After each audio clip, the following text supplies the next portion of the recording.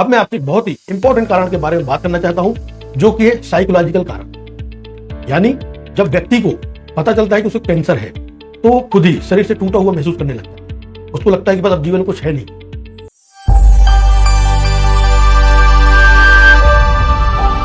नमस्कार दोस्तों, मैं डॉक्टर अभिषेक सोनी आज मैं फिर आपसे कैंसर की एक बहुत बड़ी तकलीफ या यूं कहें कि कैंसर एक सिम्टम या लक्षण के बारे में बात करूंगा, जो कि है थकान यानी फटीग। ये जो फटीग कैंसर के पेशेंट में देखी जाती है, ये कोई नॉर्मल थकान नहीं होती है कि आपने काम कर लिया और आपको थकान हो गई। यह एक ऐसी थकान हो जो लगातार आपके शरीर में बनी रहती है और आपके कामकाज को प्रभावित करती है। ये थकान मरीज को शारीरिक और मानसिक रूप से बहुत तकलीफ देह होती है। यूं तो कैंसर की जो थकान होती है इसके बहुत सारे कारण हैं, पर सभी कारण बड़े कारण, कोई छोटे मोटे कारण इसके लिए उत्तरदायी नहीं है। मैं आपको कुछ कारण बताऊंगा जो कि इसके मुख्य कारण है।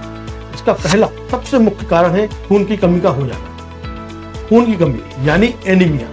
जब आपके शरीर में बहुत ज्यादा ब्लड लॉस हो जाए या खून बहने लगता है तो शरीर में एनीमिया की कमी पैदा होती है, जो कि थकान का कारण बनती है। कई बार शरीर में जो रक्त की कोशिकाएं होती है उनका जीवन काल नॉर्मल से कम हो जाता है, जिसके कारण भी आपको एनीमिया की कंडीशन पैदा होती है। या फिर कुछ कंडीशन ऐसी है जो आपका शरीर है वो खून बनाता ही नहीं है या अच्छे से बना नहीं पाता है। तो ये सारी कंडीशन होती है एनीमिया की, जिसमें आपको लगातार थकान बनी रहती है, आपको चलने फिरने में तकलीफ होती है, हांफी चलने लगती है और रोजमर्रा के काम करने में भी आपको तकलीफ होने लगती है। दूसरा इसका एक बहुत ही मुख्य और बड़ा कारण है वो इन्फेक्शन। यदि आपको शरीर में कहीं कोई घाव हो जाता है या कहीं पस बनने लगती है तो आपके शरीर में एक रोग प्रतिरोधक प्रतिक्रिया होती है, जिसके कारण आपके शरीर में थकान और बुखार लगातार बना रहता है। तीसरा मुख्य कारण है जो कैंसर का ट्रीटमेंट होता है, जो कैंसर का मॉडर्न ट्रीटमेंट होता है, जैसे कीमोथेरेपी, रेडिएशन या ऑपरेशन।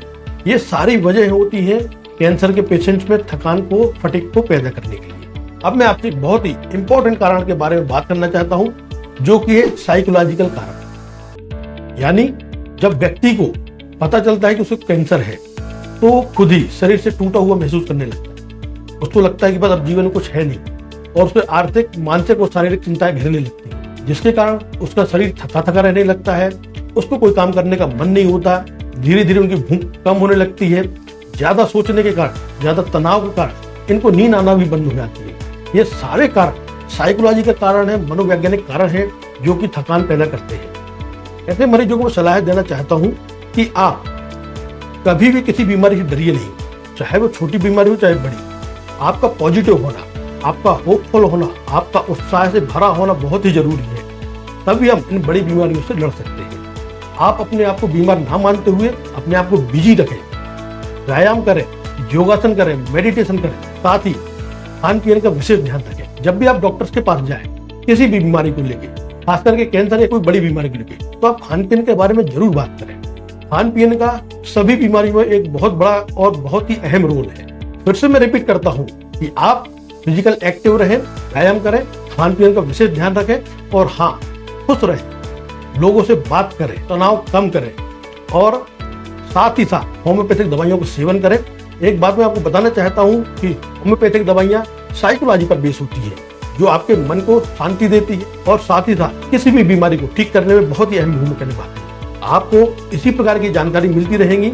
यदि आप डाइट से, व्यायाम से या किसी और प्रकार की दवाइयों से संबंधित हमसे कोई जानकारी चाहते हैं तो आप हमको कमेंट करके पूछ सकते हैं या हमारे नंबर पर व्हाट्सएप करके हमसे पूछ सकते हैं। निश्चित ही हम आपके सारे सवालों का जवाब देंगे। आपको ये जानकारी पसंद आए तो इसको अधिक से अधिक शेयर करें, हमारे चैनल को सब्सक्राइब करें, ताकि आपको आगे आने वाले वीडियोज में डाइट के बारे में, पेशेंट की रिकवरीज के बारे में और होम्योपैथिक दवाइयों के चमत्कार के बारे में आपको पता चलता रहे। नमस्कार।